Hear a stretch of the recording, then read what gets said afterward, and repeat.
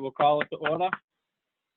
I just want to take a roll call just to confirm who's here. So if you could just say what town you're from, please, that would be great.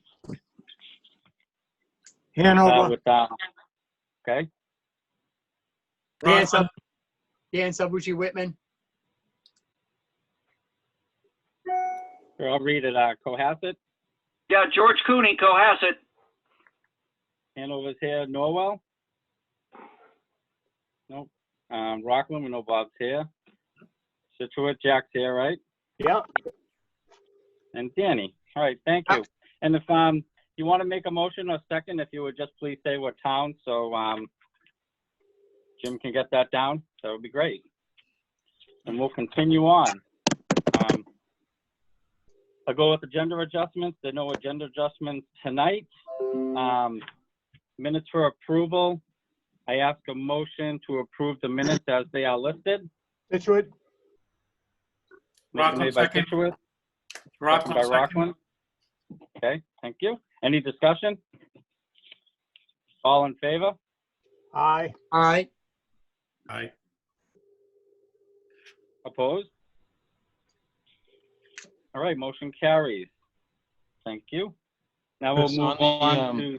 Chris, 1 second. On the second set of minutes, the one from May 9th, I think only one member of the committee is here at the meeting, so I'm not sure. I don't think we can vote on that because Tom Petrozelli and Bob Moeller are not in the meeting yet, and Bob Haywood's the only one who was at the meeting. So I think we'll just have to defer those minutes to next month.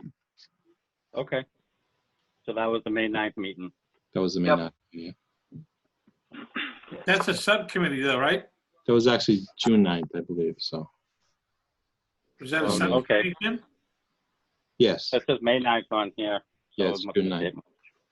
Okay. But that's a subcommittee, so that has nothing to do with the regular minutes.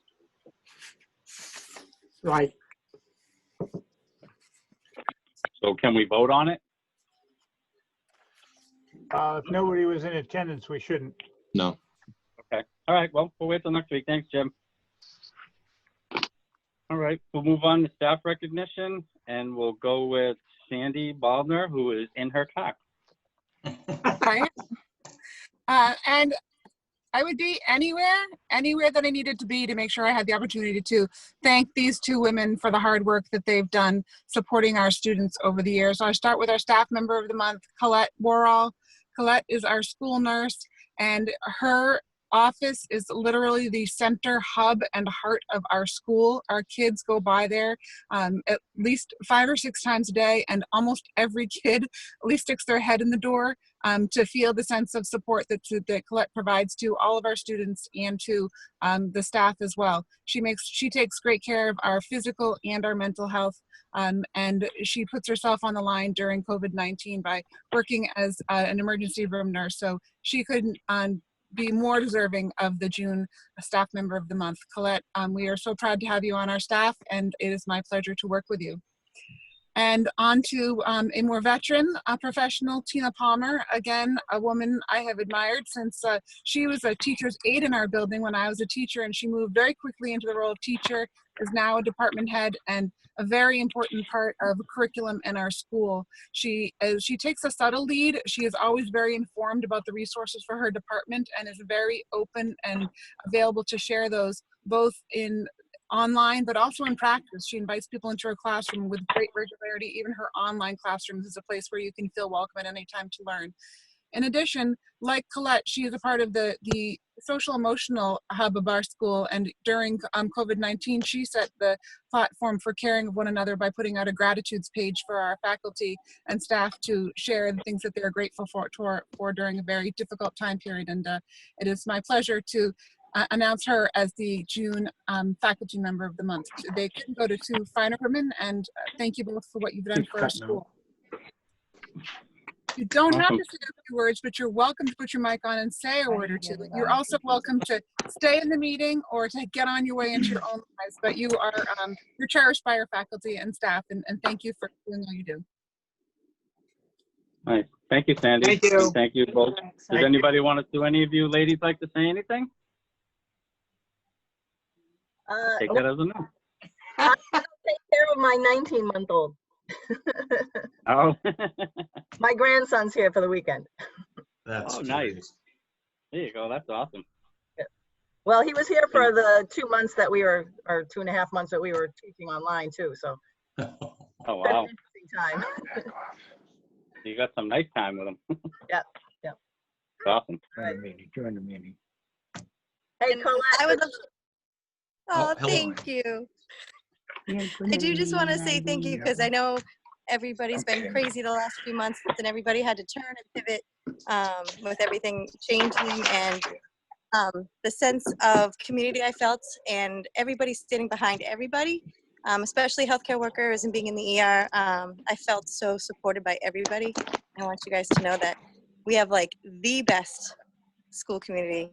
I'm so proud to be a part of it. And I just want to say thank you to everybody who reached out and I hope I can help as much as you guys helped me. Awesome. Good job. Thank you, girls. Both of you do a great job. Thank you. Appreciate everything you guys do. Yeah. Thank All you. right. Well, thank you. Well, I guess we'll move on to the treasurer's report. So I'll turn it over to Jim. Okay, Oh, he's got a haircut. Very good. thank you, Chris. In your package from Susan was the treasury report. The May 31st, 2020 financial report, the cash balance is based upon all the activity. Currently, it's $7.5 million is in the bank in total. Again, we have all of our assessments have been done for the year. We have a little bit of issue with Hanover, Mr. Haywood. I've been in contact with Lincoln Heinman, who's the I guess the finance director over there. So there's I guess the bills have been hung up over there in town hall at some point. So we've you know, they owe us a couple of assessments, but Tricia sent out the reminders and so forth, the copies of the bills, and so there shouldn't be a problem. But we're still waiting for some money from Hanover right now. So so our cash is high. As every year that happens at this time, we build up some cash. And we do. We've got nothing else coming in for the rest of the year. And now we go through the teachers' payroll, and over the summer we have most. I think a few teachers have elected to have a lump sum being paid out. I believe it might be this Friday the lump sum gets paid. But most teachers will elect to have their summer pay in installments over the year. So that's a little bit, about $1.5 million that gets paid out to everybody over the summer. So we build up cash and then we spend it over the summer months. So everything is strong. OPEB down the bottom is about $760,000. The revenue report for this month, again, we have collected the assessments from all of our towns except for Hanover. And the Whitman assessment did come in.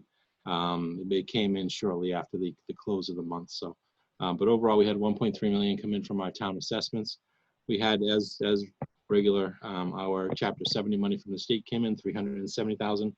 And also in May, we got our final installment of the regional transportation for 337,000 for the year. So overall, we had a little over $2 million came in for the year. So for the month. So we're in good shape.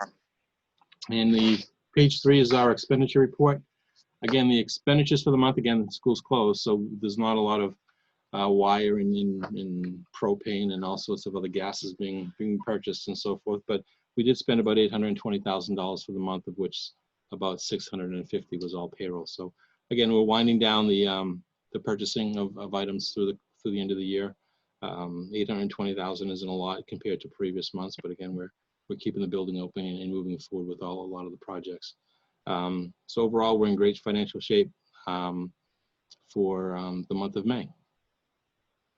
Very good. Make a Awesome. motion to Great. accept the red. I'll second it, Whitman. All right. Any discussion? All in favor? Aye. Aye. I just have one Opposed? comment for Jim. Yes, Bob. Go ahead, Bob. If you could not use so much color, you're eating up all my ink. Just so I had to switch to black and white. Hey, Well, listen, you don't understand what don't it's get like too for a technical. accountant to have a color printer. It's like Disneyland every day I come in here. So it's yeah, it is what it is. So and I'm not changing. I just love the colors because it's a it's just a fraction of my personality as well, so. Wow. Thanks, Jim. You All took right, that so serious. opposed? Aye. Opposed? None? All right, motion carries. Jim, you want to continue on? Sure. There's a couple budget transfers that are in the package as well. There's $9,000 that's being moved around between books and instruction and athletic events, and $10,000 which is being moved from professional fees.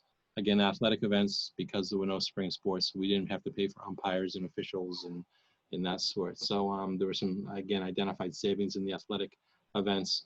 The books and instruction was just more of a, after the fiscal 20 budget was established, there's a lot of expenses that can be considered instructional for the athletic department, and they were always classified in the athletic event department. So we just did some transfers and paid them out of the proper account and just making a little house cleaning transfer here. So.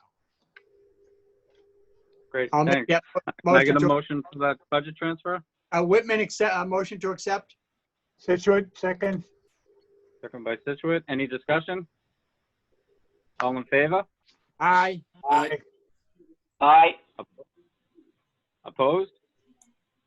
All right, motion carries. Go ahead, Jim, you got something else? I do. I have two more items here. Okay. Again, I would ask Vice Chairman Moorhead, Moorhead, yeah. There's so many Bobs around. Vice Chairman Haywood, if he could possibly read the motions. But the first motion is to transfer money from into our regional transportation fund. As you're aware, we established this about 6 years ago.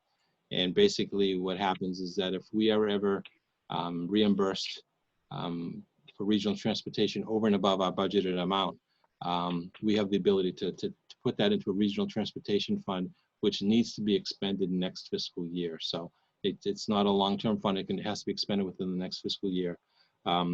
This year, I believe we budgeted about 70% for regional transportation.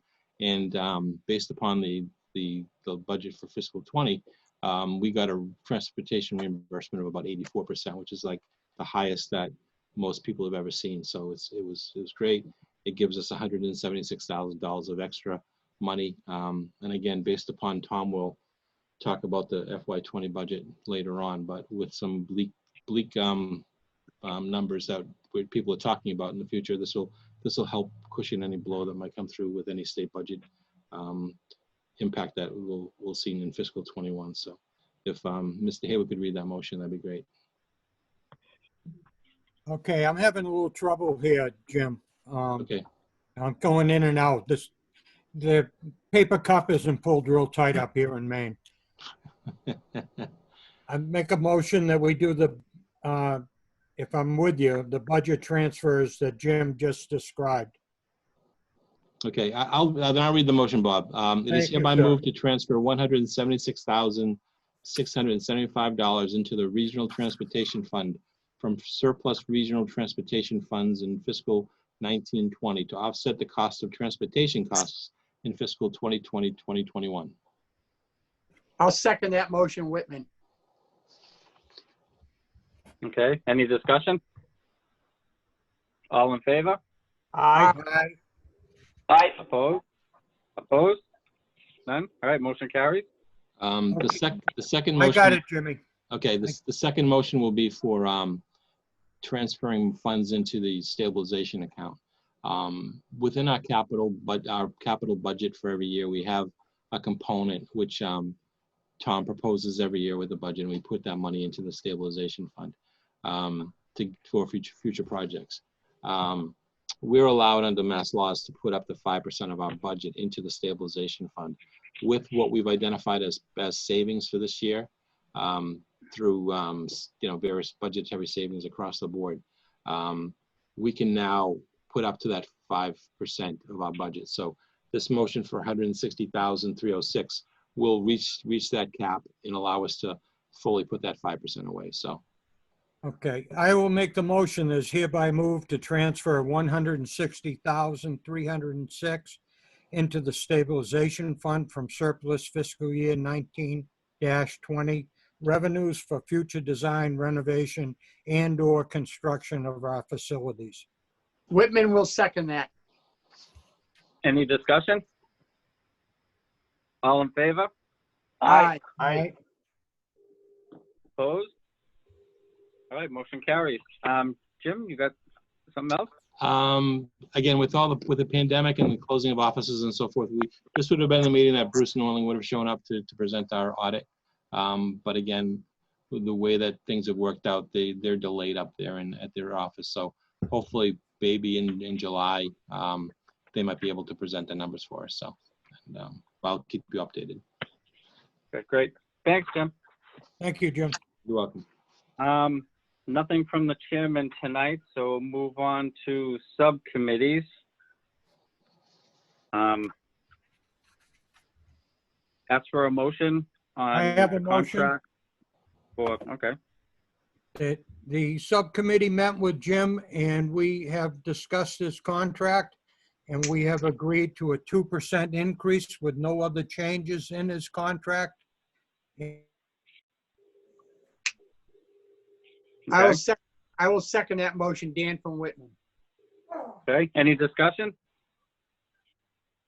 All in favor? Aye. Opposed? All right, motion carries. Thank you. Thank you. Thank you. Now we'll move on to Superintendent Director, Mr. Hickey. Thank you, Mr. Chairman. I'll start by turning it over briefly back to Sandy to provide some quick commentary on the wrap-up of the year, which hasn't really wrapped up yet. I don't have much to offer other than the success of our both senior and underclass resource drop-off days, which were very successful thanks to the good planning of our administrative team led by Mark Aubrey and supported specifically by Dean of Students Bob Mello. It was very orderly, very well scheduled. The kids were amazing, pleasant, polite, masks on, came at their scheduled times, dropped up what was necessary.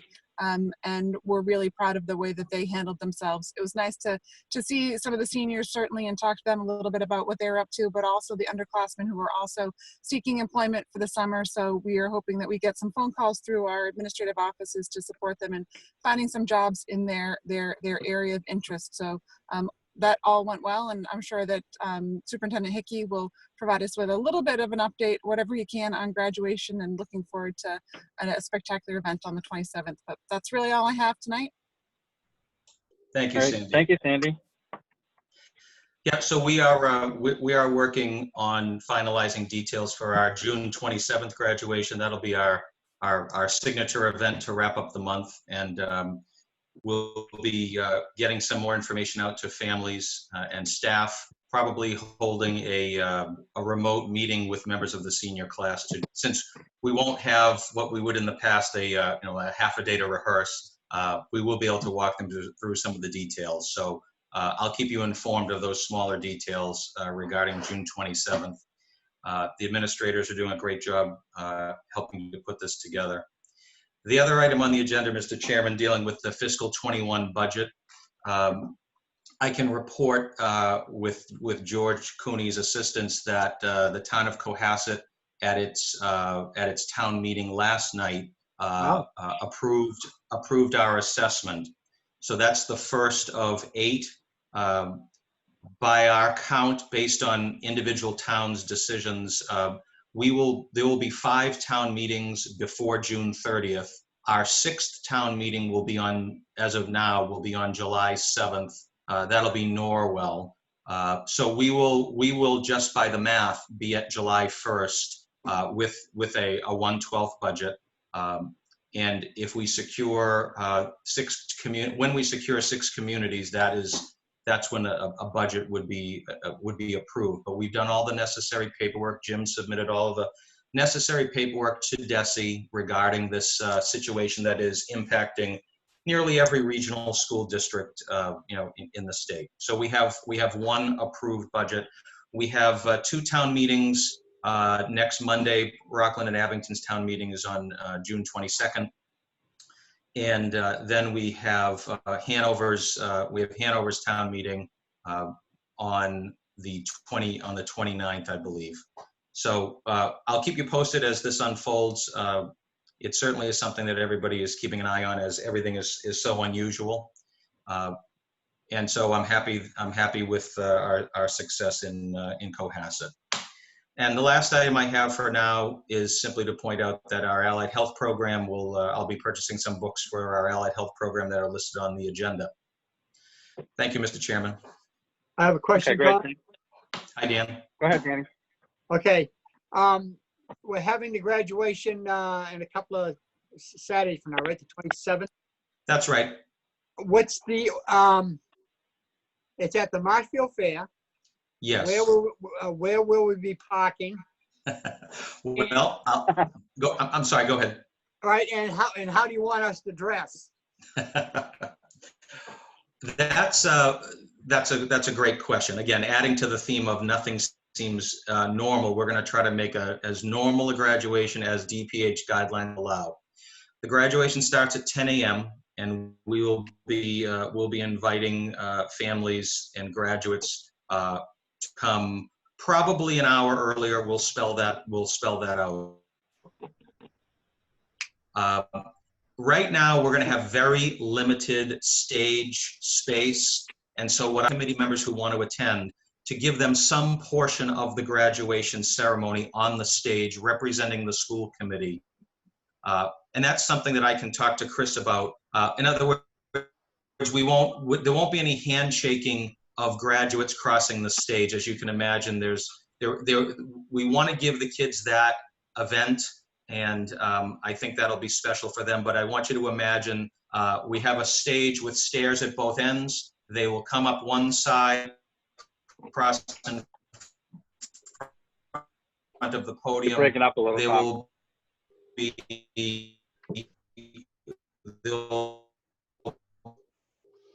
Yeah, you're breaking up. Diplomas on a table. They will retrieve their diploma, their name. I'm sorry. Okay, is this any better? Yep.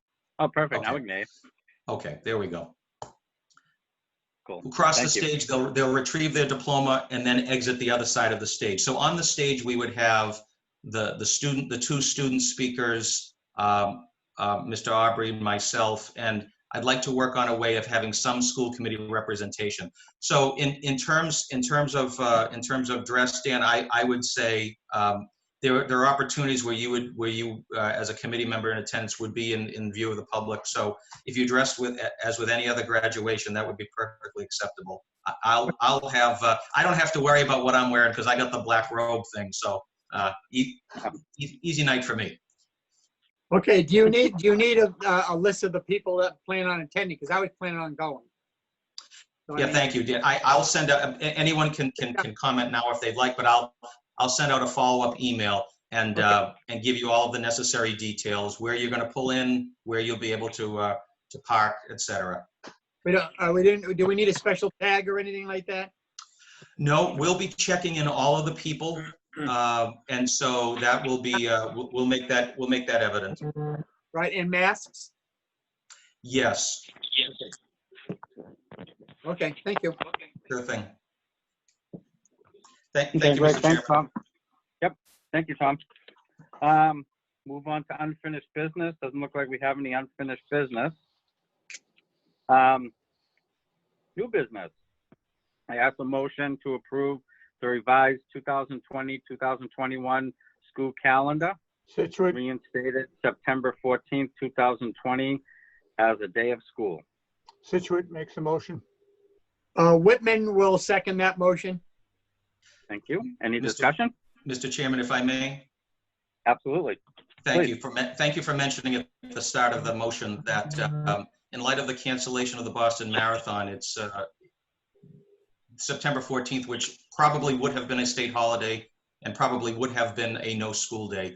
That is the reason for essentially restoring this. I had mentioned that at a previous meeting that this might happen, and as it turns out, it's it was a state decision for that.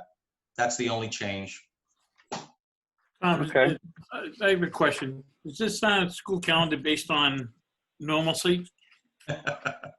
Yes, it is. It is based on normalcy, Bob, and I'll just mention, knowing that we're going to have a lot of we'll have a lot of conversation in detail once the state guidance comes out. The start of the school year and the end of the school year would be what you vote on now. We may make adjustments to which grades of kids are coming in, but my goal would be that we would leave as much of this alone as possible. So a week on and a week off. But we may have, all bets will be off once we digest this guidance. But even if we are 100% remote, 50% remote, 50% in the building, we will adhere to that calendar. And if for some reason there has to be a change, I'll bring it back to you with a recommendation. And Right. I Thanks, Tom.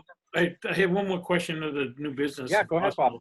possible. Tom, have you, any more change since the last time we talked? Has there been any more change in the, any numbers of what you heard of deficit numbers? You know, coming back? No. I think well, unofficially, what everybody is concerned about is well, for us, the concerns are a reduction in state aid, Chapter 70, and most folks are bracing themselves for a 20, what could be up to a 20% cut. In addition, and this goes back to Jim's earlier comments in your vote. I appreciate your vote about putting funds into the regional transportation account. We built this fiscal 21 budget on the assumption that we would get an 80% reimbursement on transportation, given that this current year was Jim said 84%. So putting this reimbursement money aside that we didn't expect to get, the way I'm viewing it is we will probably see a reduction in that number at some point in the next school year, and those funds are basically going to be used to help bridge the gap. We don't know exactly when those regional numbers will come out for transportation. So it's state aid, keep an eye on that. Could it be up to 20%? No one at the state level is confirming anything, but that's what people are talking about, up to that number. Regional transportation could also be a concern. I think we've taken a step tonight by bracing ourselves. And that's assuming, and to your earlier question, Bob, I don't see us doing split days, which would really skyrocket transportation costs. And I'm not sure how instructionally valuable it would be to have to bring kids in and shuffle them in and out. But that money could also be used if we end up with any additional transportation costs. We're going to have to evaluate that once we're told, for instance, that we may only be able to have 22 kids on a bus. So in any event, nothing new, nothing factual.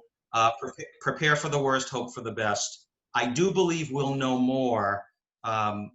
We will definitely know more before our July meeting. The House Ways and Means budget should be coming out in early July. That's the number that I'm interested in, many others, I'm interested in looking at in terms of Chapter 70. And your local communities all want to see in terms of their local aid. So everyone is kind of just making projections and just being prepared once the facts start coming in. Okay. Any more discussion? Just one more, sorry to be Yeah, pain. go ahead. No, go ahead. After the big fluctuation from the wrong wording, but the big news flash about Pembroke coming out and slashing, cutting down all the aides, sports, cafeteria workers, anything they did there. Some people have voiced their opinion about our staffing.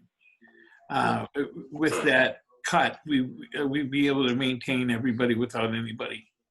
I had a June 15th deadline, Bob, where I did issue 3 non-renewal notices. And also have not filled a paraprofessional position. I intend to look at that very closely once we get those state numbers. But if the state aid cuts are not as deep, my sense is we should be able to look at those positions. And for now, I wouldn't want to project, but right. Certainly in this fiscal year 21, quite honestly, I'm more concerned about 22. Oh, right, yeah, exactly. But I understand that. But I was just people were just asking me like, oh, how many teachers are you guys losing and how many? And I just said, I think our teachers are going to be okay, but additional, supportive staffing may be some of that, but that's about it. Yes, I would hope, I would hope that the positions we have, we need. And we have to fill those positions in the long term. I know many school districts would say this, if there wasn't a statutory requirement to provide a June 15th notice, I know a lot of people who had to issue notices probably would have welcomed a later deadline, but that's the way it is. So keeping the options open, keeping the districts just not knowing so many pieces so late in the game is what has led to this, unfortunately. But if I'm in a position that I have to bring to this committee recommendations for budget cuts, that would be a July agenda item.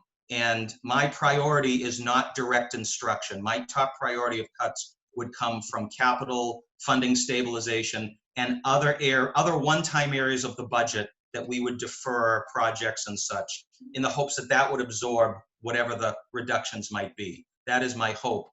And that's how I would likely roll out those recommendations to you once we get some more info.